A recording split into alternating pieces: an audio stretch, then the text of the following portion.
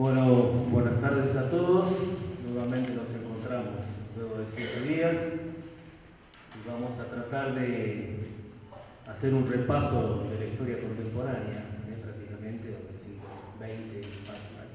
XX, de nuestro partido, que como bien dijo Emiliano, es donde se dan las presidencias radicales. Vamos a seguir un hilo histórico, porque no solamente vamos a hablar del radicalismo, sino que va pasando en el país, por ahí un poquito que va pasando en Europa, y vamos a tratar de hacerlo lo más compacto posible para que, a ver si en un tiempo prudencial podemos llegar a hablar de Raúl Alfonsín. Habíamos dejado que Hipólito Yrigoyen asumía la presidencia un 12 de octubre del año 1916, acompañado del fervor popular.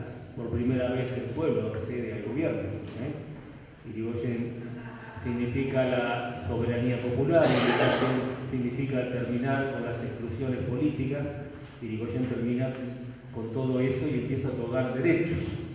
Los primeros derechos serán los derechos políticos, y ya veremos a través de su gobierno otros derechos que Yrigoyen y el radicalismo tienen dispuestos para llevar adelante cuando llegaran al gobierno. Si antes no llegaban al gobierno, como bien decía primero Lenin y después Yrigoyen, era porque no había una democracia plena, muy por el contrario, había una élite que gobernaba y había una exclusión total de las clases populares. La historia argentina caracteriza esta etapa como la etapa radical, que empieza en 1916 y termina en 1930. Como decía la Constitución en ese momento, los presidentes duran 6 años, así que el primer presidente va a ser Hipólito Yrigoyen, 1916-1922. El segundo presidente electo va a ser Marcelo Tediaviar, 1922-1928, y nuevamente Yrigoyen va a ganar plebiscitariamente las elecciones de 1928 y va a gobernar solamente 2 años de los 6 hasta 1930, porque se va a producir el primer golpe de Estado en la Argentina. Las transformaciones en este periodo son muchas, y a veces yo los traigo un poco para la actualidad, para un poco más cercanos a nosotros, para poder comparar. Y fíjense en lo que dije: Yrigoyen deja el lugar a Vial y después recién vuelve Yrigoyen. O sea, Yrigoyen tenía los votos suficientes tal vez para modificar la Constitución y plantear una reforma constitucional y habilitar una reelección de una vez indefinida. Pero bueno, el radicalismo, como dijimos en la clase anterior, defensor de las instituciones, de la democracia, respeta la ley primera, que es la Constitución, y de alguna manera eso no se produce. ¿Por qué? Porque también es parte de los principios del radicalismo. Garantizar los turnos. Y hoy vemos en los diarios todo un debate de gente que se comporta en una situación destituyente de lo que la gente eligió hace 3 años atrás, como si fuera lo mismo que un presidente de 1, 2, 3, 4 o 6 años. Y de alguna manera el radicalismo siempre ha tenido la otra mirada, de que los plazos que la Constitución tienen hay que cumplirlos. Ya lo veremos más adelante. Inclusive cuando se produce el golpe de Estado del 76, el radicalismo salió a sostener el sistema institucional, mientras el propio partido, la interna del propio partido gobernante, propiciaba un golpe de Estado. Con lo cual el radicalismo lo convierte de alguna manera en el partido de las instituciones. En este país puede pasar lo que puede pasar, pero cuando hay que defender la democracia, la libertad o las instituciones, la gente mira al radicalismo.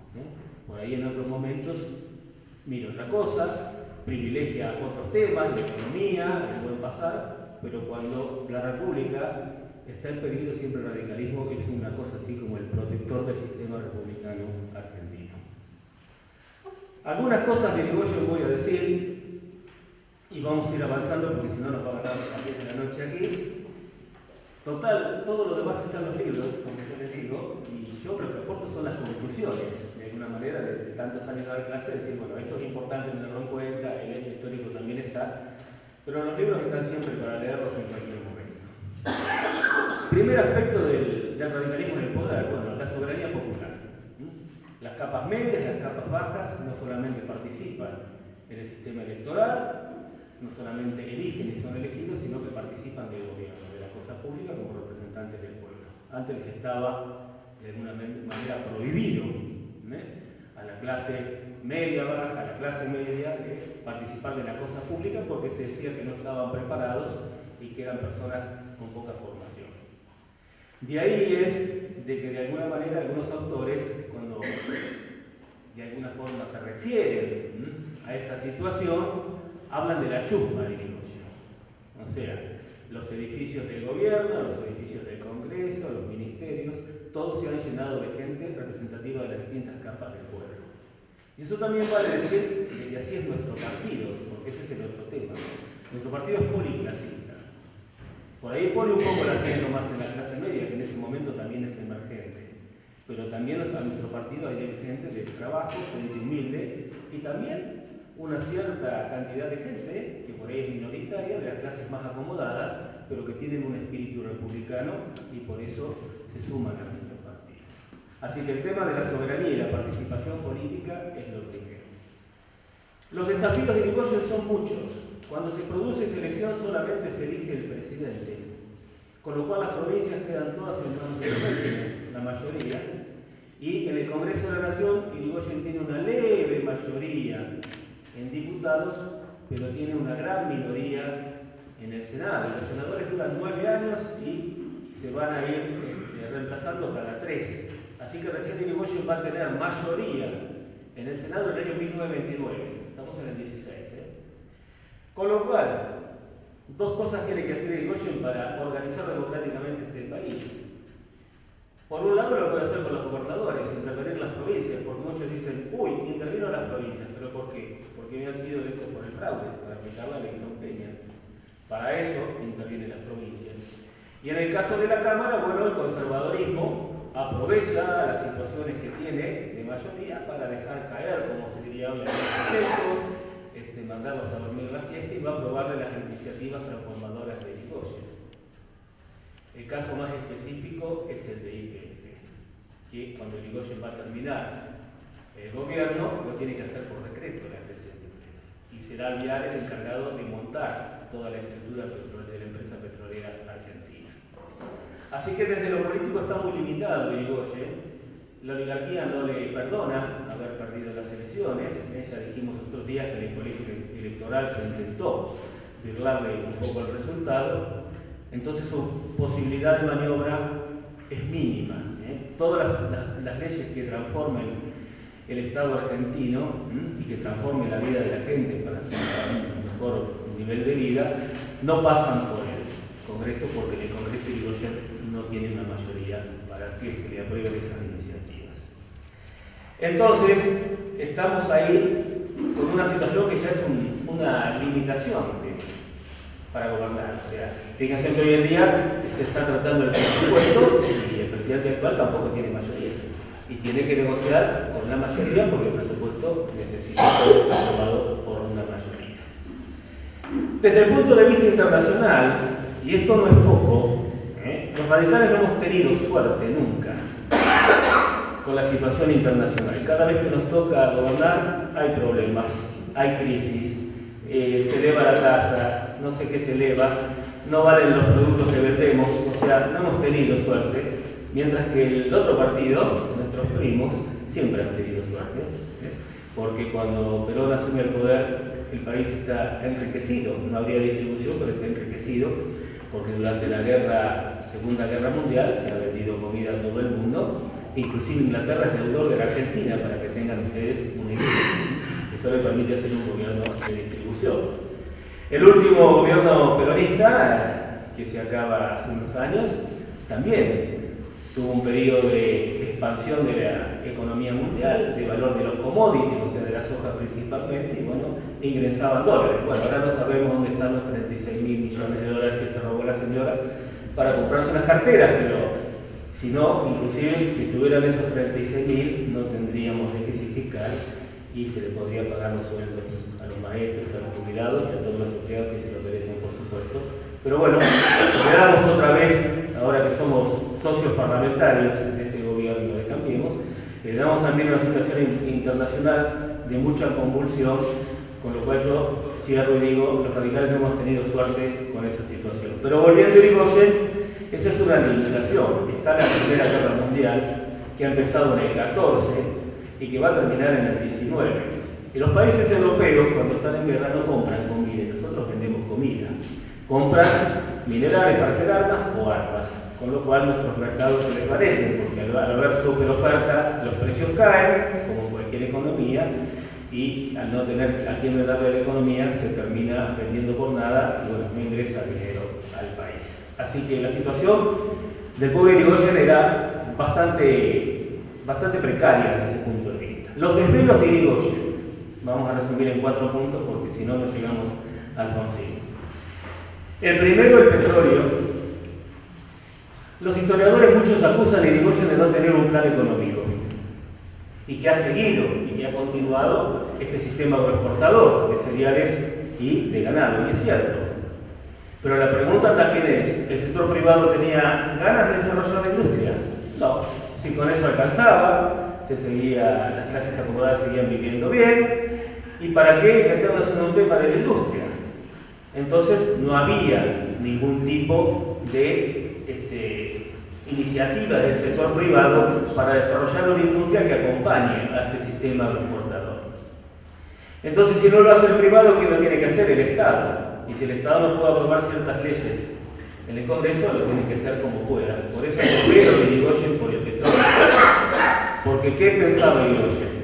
Que si el Estado tenía el petróleo en sus manos, podía promocionar un desarrollo industrial con energías baratas para que haya un desarrollo de industria. Entonces Irigoyen decía, lo primero que hay que hacer es tener una empresa nacional, porque el petróleo estaba en manos de empresas norteamericanas, que son las mismas, Standard Oil es lo mismo que Chevron Oil, que es la que ha contaminado en Ecuador, ahora mismo por ahí en los medios, y los conservadores participaban de esa fiesta de las empresas extranjeras, que aparte le financiaban las campañas, y los mismos diputados, muchos conservadores, eran abogados de esas empresas extranjeras. Irigoyen lo tenía claro entonces, con el petróleo en la mano, el Estado puede desarrollar, con la energía en la mano, por eso se va a crear YPF en el año 22, esta destilería que está acá, y también yacimientos petrolíferos fiscales, con lo cual el Estado, dice Irigoyen, tiene que tener, según dice el radicalismo, en sus manos el sistema energético nacional, porque es el que garantiza la equidad y la posibilidad de desarrollo económico. ¿Qué pasó con el petróleo? Bueno, como les dije hoy, la empresa fue creada en el año 22, unos días antes por decreto de que Alvear subiera a la presidencia, y Alvear y Mosconi son los que de alguna manera se van a hacer cargo del desarrollo empresarial de YPF. ¿Qué pasó más adelante con el petróleo? Irigoyen vuelve en el año 28 con una cierta cantidad de votos, casi un plebiscito, fue casi un 60 y pico % de los votos, y ahí se siguen renovando los senadores y ahí alcanza mayoría en el Senado. Con lo cual era el momento de enviar la ley al Congreso, pero no por la creación de YPF, sino por la nacionalización del petróleo, de lo que hay abajo de la tierra. Esto va a traer como consecuencias de que no se llegue de alguna manera a esa situación de poder aprobar la ley, porque va a abrir el golpe al otro año, en el año 1930. En el año 29 vamos a tener una crisis internacional, otra más para Irigoyen, parece que parece Irigoyen, parece una crisis, quiebra la bolsa de Nueva York, repercute esto en todo el mundo, y de alguna forma nosotros vamos a ver que los países se repliegan, nadie le compra a nadie, de esta manera la Argentina no tiene a quién vender, o si tiene que vender más barato si alguien quiere comprar. Este tema del petróleo es uno de los 3 motivos del golpe de Estado del año 30. Cuando uno mira a los historiadores que siguen este tema, dicen que el golpe del 30 tenía olor a petróleo, porque las empresas norteamericanas, ante el temor de que se nacionalice el petróleo, avivaban un golpe. Otro elemento de ese golpe son los militares, que los militares nunca le perdonaron a Irigoyen su política militar. Yo les decía los otros días que las revoluciones radicales eran cívicas militares, o sea, participaba parte del ejército, pero participaban los cuadros inferiores del ejército. Los cuadros más altos no participaban. Pero de todas maneras, cuando llegue Irigoyen, el ejército tiene una expectativa de que Irigoyen le siga manteniendo el lugar de privilegio dentro del esquema de gobierno. Y lo primero que hace Irigoyen por primera vez en la historia es nombrarle un ministro de guerra y marina, que hoy sería el de defensa, que es un civil. De alguna manera, entonces, aquí entendemos de que Irigoyen, ¿qué es lo que está diciendo con esta señal? El comandante en jefe de las Fuerzas Armadas soy yo. Y el que decide la política del Estado soy yo en un Estado republicano. Eso lo vamos a ver seguidamente, sobre todo en la época de Alfonsín. Que Alfonsín dijo lo mismo e hizo lo mismo. El comandante en jefe de las Fuerzas Armadas soy yo. Eso es replegar a una corporación como el Ejército a sus actividades habituales. Cuidar las fronteras, etcétera, etcétera, desarrollar, hacer puentes, etcétera, etcétera. Y el otro elemento va a ser la crisis del 29. Con la crisis, acá todo llega un año tarde. Se va a sentir los efectos de la crisis en el 30. Entonces, nadie compra en el mundo, a nadie le vendemos trigo, a nadie le vendemos carne. Entonces los precios caen, las empresas y las instituciones del campo empiezan a despedir gente, empezamos a tener de alguna manera algún descontento social, y todo es un caldo de cultivo muy parecido a lo que vemos en estos días, para de alguna manera desestabilizar el gobierno, decir que Irigoyen está mayor. Y también las corporaciones reaccionan porque Irigoyen hizo una cosa inédita que muy poca gente la sabe. Tal vez aquí sí, pero cuando yo lo cuento mucha gente se sorprende. En el segundo gobierno de Irigoyen hace un convenio con la Unión Soviética. Hablar hoy de hacer un convenio con la Unión Soviética es normal. Imagínense ustedes en 1929, el primer gobierno comunista en el mundo. Imagínense las relaciones de la derecha, de la iglesia, del ejército. Y era un convenio muy sencillo, que inclusive no tenía entre medio ningún tipo de dinero. O sea, no había dinero de por medio. La Argentina enviaba cueros y comestibles, o sea, cereales a la Unión Soviética, y la Unión Soviética enviaba petróleo. Petróleo por debajo de los precios internacionales. Todos los días nos levantamos y se aumentó la nafta porque aumentó el precio internacional. Como Rusia estaba fuera del circuito, no había ningún inconveniente, y si valía en el mercado $1 el galón, que era la medida de esa época, Rusia lo vendía a 20 centavos. Bueno, eso era un peligro también para el sistema económico internacional, porque esto se hacía fuera del circuito. Pero bueno, ¿qué decía Irigoyen? Yo presenté una plataforma electoral que la tengo que cumplir. Lo mismo que hizo Irigoyen. Si dijimos que vamos a hacer tal cosa, la tenemos que hacer. Y si no, nos iremos porque quisimos hacer lo que debemos hacer los radicales. Porque si los radicales hacemos una plataforma electoral y prometemos todas estas cosas, tenemos que hacer todo el esfuerzo para que esto se lleve a cabo y se cumpla. Otro desvelo dentro de los derechos otorgados por Irigoyen son los derechos educacionales. Este año tuvimos un montón de actividades por el centenario de la Reforma Universitaria. Un movimiento que va a empezar en Córdoba en el año 18. Hay poquitas universidades nacionales, la de La Plata, la de Buenos Aires, la de Córdoba, después hay otras provinciales, la de Tucumán, la del Litoral. En el 18 empieza en Córdoba un movimiento porque ahí el problema era también la exclusión no solamente de los alumnos, sino el alto grado de contaminación clerical que tenía el sistema educativo cordobés. O sea, la iglesia cordobesa manejaba la Universidad de Córdoba, una universidad con mucha tradición. Y en ese manejo de la cosa se deja leer unas cosas y otras no. Hay libros que están prohibidos, o sea, todo lo que atenta contra la fe no se deja leer o ni siquiera llegan esos libros. Los profesores son puestos a dedo, los decanos también, no hay participación estudiantil, o sea, es como si fuera una universidad privada. Imagínense cosas que han pasado durante toda la historia en el mundo, donde en el medioevo el sistema era teocentrista, o sea, Dios era el centro de todo. Después, más adelante, vamos a ver que el eje se desplaza y es el sol, el centro del sistema. Y es el hombre, con la Revolución Francesa, empresa el centro de la preocupación de la política y de los republicanos malvinas.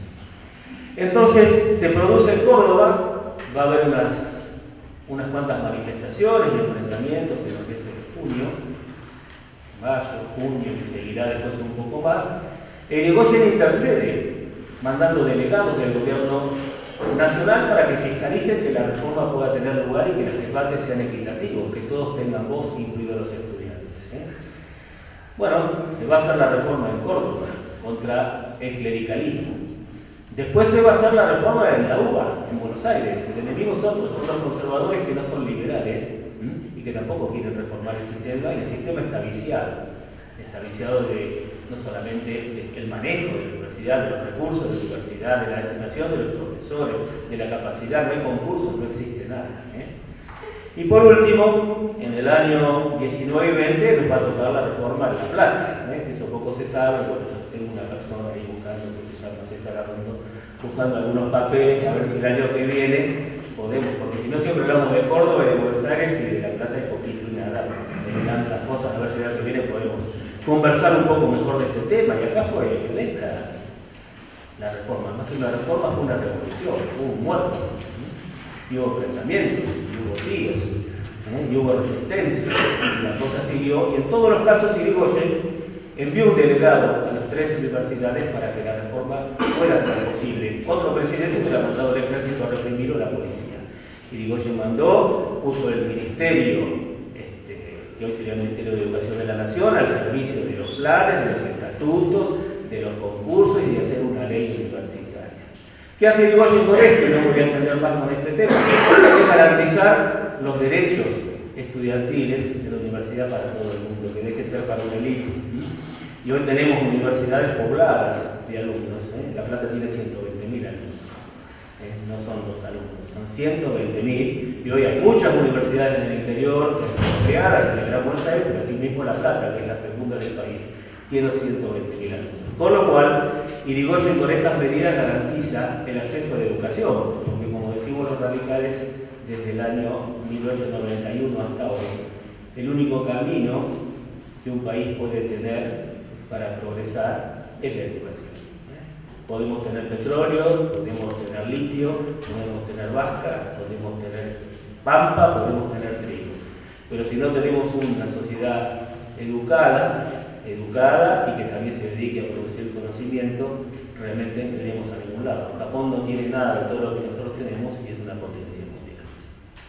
Otro problema que recibe Irigoyen es la posguerra, y ahí vamos a ver la política de Irigoyen soberana, o sea, de no entregarse a los países imperiales o a los requerimientos de los países europeos. Después de la Primera Guerra Mundial se trata de formar la Sociedad de las Naciones. Hay reuniones, Irigoyen manda a sus delegados, y entre ellos Barbier, que era muy simpatizante de Francia, porque había pasado su vida por así, ya lo contamos los otros días, tomando algún champán o haciendo alguna otra cosa. Entonces, ¿qué? Vamos a ver entonces de que se reúne esta Sociedad de las Naciones y que hay distintas posturas. La Argentina lleva la postura más democrática, un país, un delegado. Un país, un delegado sin derecho al veto. Hoy la ha hecho la ONU, y ¿qué tenemos?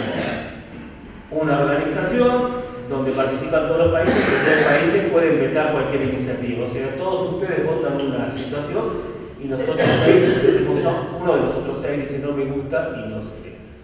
Eso se va a plantear en la Sociedad de las Naciones, y entonces Irigoyen hace retirar a sus delegados, diciendo no, todos los países son iguales, el más chiquito, el más grande, el más poderoso, el más pobre, y todos tenemos que tener el único voto que tiene que tener cada país. En otros momentos, ¿qué se hubiera hecho? Se hubiera mirado a ver qué hacía Inglaterra, qué hacía Francia, qué hacía Estados Unidos. El presidente Irigoyen no lo hizo porque él creía que éramos un país soberano, y realmente lo éramos al tomar este tipo de medidas. Otra cuestión de la soberanía va a estar determinada por el tema de que en algún momento, cuando no había terminado la guerra, Alemania va a derribar algunos barcos mercantes argentinos. Alemania era una potencia, Argentina era un país, uno más. Y el gobierno argentino de Irigoyen, de alguna manera, va a pedir una reparación económica moral Alemania, y una potencia como Alemania va a ser la reparación económica y la reparación también de alguna forma moral, pidiendo disculpas públicamente a la República Argentina por ese episodio. Como también ocurre otro elemento, y con esto dejo la política exterior, otro elemento, otra situación que se da en Centroamérica. Estados Unidos, cuando los intereses de sus empresarios no les convenía en cualquier país centroamericano, lo invadían, ya está. Ponían un presidente que le gustaba a ellos y uno aumentaba los sueldos, no le pagaban a los empleados, o hacían cualquier tipo de transformaciones. Eso pasó en la República Dominicana, y justamente había unos barcos argentinos en el puerto. Bueno, se había arriado la bandera dominicana y se ha puesto la norteamericana. Entonces el capitán de ese barco que había ahí, de alguna forma, le va a solicitar a Irigoyen instrucciones de qué hacer, a qué bandera saludar. Irigoyen le va a decir, hay que saludar a la bandera dominicana, con lo cual esto trajo también una gran sensación de desprestigio para los Estados Unidos, y los pobres dominicanos, los patriotas dominicanos, dicen que aparecieron en algunos lugares del puerto donde podían, porque eran reprimidos, con banderas argentinas armadas artesanalmente para saludar esta situación soberana que la Argentina la reclamaba a la República Dominicana. En lo social tenemos muchas y diversas cosas. Siempre cuando se habla de Irigoyen se habla de la Semana Trágica y de la Patagonia. Y es cierto, son dos puntos negros, podríamos decir, en los gobiernos radicales de esa época. Pero ¿qué pasaba en esa época? En esa época no había Messenger, no había Twitter, no había celulares, no había nada. Y la Patagonia aparte era un pandemonio. Había anarquistas, había gente que trabajaba para Chile, había gente que tenía campos y hacía lo que se le antojaba más allá de las leyes nacionales. Entonces todo viene por la cuestión de los obreros, los trabajadores del campo. Se habían aprobado unas leyes, los trabajadores reclamaban y los dueños terratenientes no le aplicaban esos beneficios sociales. Eso pasó en la Patagonia, con lo cual las órdenes terminaban siendo, ¿cómo llegaban? Ni el telégrafo llegaba en esa época a la Patagonia. Entonces, de alguna manera, la persona que estaba al mando del ejército hizo una represión. Pero también había un caldo de cultivo muy peligroso que la Argentina inclusive podría haber perdido toda la Patagonia.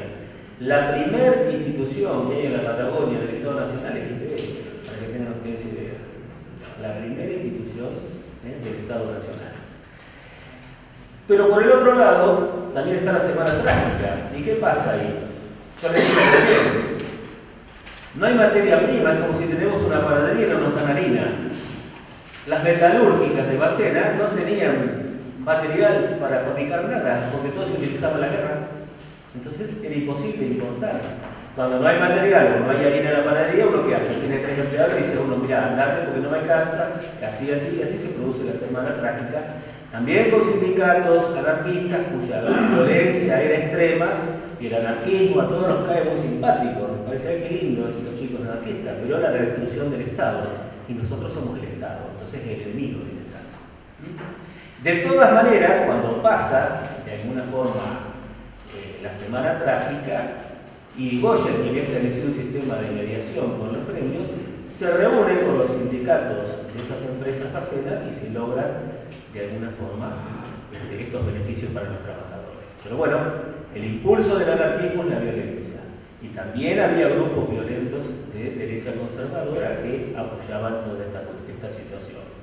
Cabe destacar que Irigoyen también puso las 8 horas laborales, que no es poco. Y también cabe destacar de que Irigoyen también puso un sistema jubilatorio, porque todas las jubilaciones vinieron con Perón. No, con Perón se ampliaron, porque de alguna forma vamos a encontrar de que con Perón hay otra industria. Perón ha realizado una industria de sustitución de exportadores. En esa época no había fábricas de autos, fábricas de químicos, etcétera, etcétera. Así que la cuestión social está dada por ahí. Y aparte hay que comparar una cuestión de Irigoyen, y ya voy a seguir de Irigoyen porque si no voy a hablar toda la noche de Irigoyen, su forma krausista de vivir. Nosotros dijimos, él vive con su ideología, con su filosofía. vestido de negro, de poco hablar, de cuestiones mundanas muy poco. Los otros días un señor en Buenos Aires me dijo que el abuelo de él sabía que Irigoyen vive en Camarera. Sería la única salida que tendría, ir a Camarera. Pero Irigoyen no era de ir a la farándula, o sea, no estaría en lo de real ni en ningún programa televisivo, no era de grandes gastos, era desprendido con sus dineros, si los tenía o no, ya lo vimos en las revoluciones radicales, porque alguien también dijo, era un ganadero, terrateniente. No, creaba vacas para juntar plata para hacer las revoluciones. Y ni siquiera tenía casa propia. La casa de la calle de Brasil era alquilada, que donde pasa la autopista hoy se ha tirado todo el suelo. Había una placa que también se la robaron, va a decirle a Salvador que nos ponga una placa, que es un ponedor de placas, de alguna manera, claro, porque esas cosas hay que recuperarlas, y si no lo hace la autoridad, no lo hace nadie, o el partido o alguien que esté en funciones. Decir, mire, acá era la casa de Irigoyen, abajo de la autopista en Constitución, vieron que pasan todas esas cosas por arriba, bueno, ahí estaba la casa de Irigoyen. Así que su forma de vivir también era austera, y esa autoridad lo llevó, como a muchos presidentes radicales, yo diría a todos, a salir del gobierno a veces con menos de lo que habían utilizado en cuanto a bienes económicos de su propiedad. ¿Qué pasa con Irigoyen entonces en el 30? Un poco lo dijimos, pero lo vamos a repetir para cerrar esta etapa radical. Irigoyen mandó esa ley del petróleo, que para el imperialismo norteamericano y británico era terrible. Irigoyen sostuvo un año de la crisis del 29 al 30 con esos precios sostén que a veces se hizo, el Estado complementa lo que no da el mercado en cuanto al valor de los cereales, o sea, lo sostuvo hasta que pudo. Irigoyen hizo ese pacto con la Unión Soviética, que para la derecha y para todos el comunismo era, como voy a hablar, no sé, de Al Qaeda o del ISIS, qué sé yo. Y de alguna manera su mirada era integral y mundial, y eso le daba independencia y soberanía, porque supuestamente tendría que haber negociado cosas con Francia, Inglaterra y Estados Unidos, pero él decía, estos también existen y estos nos ofrecen mejores cosas y a mejores precios, ¿por qué no con estos también? Que es un poco lo que hizo Libia con su política exterior, que era la Guerra Fría prácticamente, y le dijo, ¿por qué? Si Alemania orienta a la Unión Soviética y no sé quién, podemos hacer buenos negocios, ¿por qué no? De alguna manera lo vamos a hacer. El golpe se produce el 6 de septiembre del año 1930, han pasado unos días, y bueno, de alguna forma vamos a ver cómo la derecha hay un emergente fascismo, ya hay todo un caldo de cultivo de lo que van a ser el nazismo y el franquismo, y también de lo que va a ser Mussolini, o sea, hay toda una ideología de totalitarismo en Europa que está bastante desarrollada. Acá hay gente que lo es, y de alguna manera Uriburu era un fascista. Y una cosa para tener en cuenta, porque a veces nosotros creemos que la universidad pública y sobre todo los estudiantes son de izquierda, piolas y no sé qué. El movimiento estudiantil apoyó el golpe, después se arrepintió. En esas cosas que a veces uno está tan planificado en la universidad que le erra el tiro al gato. El movimiento estudiantil, hay que decirlo, apoyó el golpe.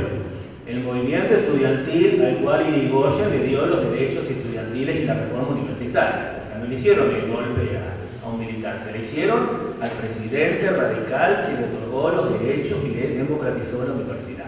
Un tema que esas son mis conclusiones, eso tal vez en el libro no está. Por eso a mí me gusta hablar un poco más de conclusiones, porque todo lo que dije y mucho más está en cualquier libro. ¿Qué empieza entonces? La década infame o la restitución del conservadorismo. ¿Y por qué la década infame?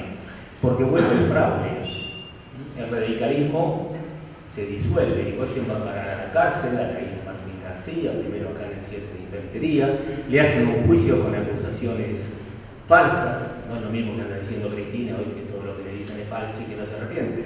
A Irigoyen lo van a acusar de cualquier cosa y el hombre no tiene ni para comprar el diario del domingo. ¿De qué lo van a acusar? De nada.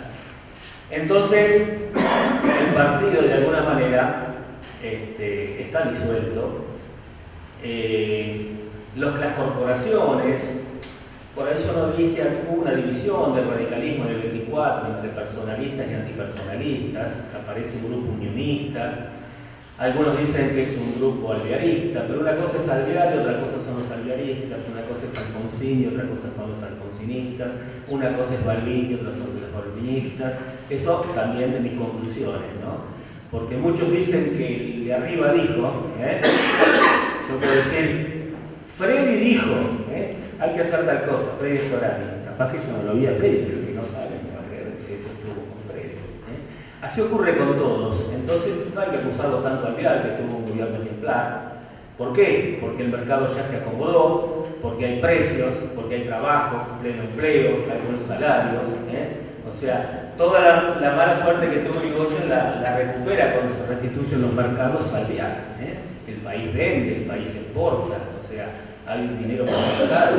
Ahí empezamos a hablar de que este es un país que realmente puede llegar a ser una potencia. Después viene lo de Irigoyen, pero se restituye sobre todo en lo político. Y en lo político veremos que vuelve el fraude. El radicalismo está perseguido, muchos están presos, otros están refugiados en Uruguay o donde sea, así que el partido está disuelto. De todas maneras, para tratar de dar un barniz democrático, la gente de Uriburu sigue con el cronograma electoral.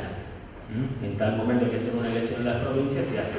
Y ocurre un hecho muy curioso en la provincia de Buenos Aires, que son las elecciones del 5 de abril de 1931.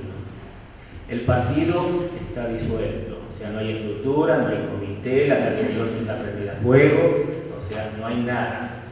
De todas maneras, los jóvenes radicales, o sea, los cuadros más jóvenes, se juntan, tratan de aunar algunas voluntades y se presentan a la elección de gobernador.